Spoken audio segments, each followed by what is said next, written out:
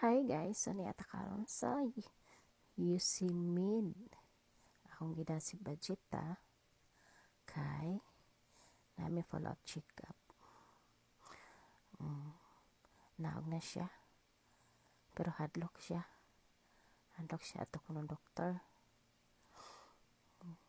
Padong namin sa kwan. Napami sa nagparking pa mi.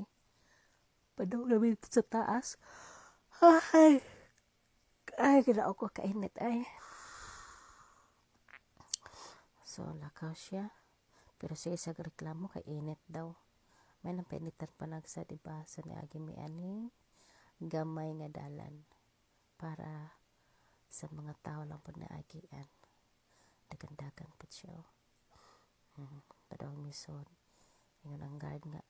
Why face mask ang bata, ma'am? So, nagpalit mo diya sa sulod. Palitan ako siya. So, moto. Padawang nami sakay sa elevator. Padawang mi sa room siyang doktor. Muna siya. Nami sa second floor, Yosemite. ENT niya. So, pag nangita mi siyang room, kinalimot na ko. Unya, kaya pag abot, wala man diha. So, balik na lang mi sa muagi.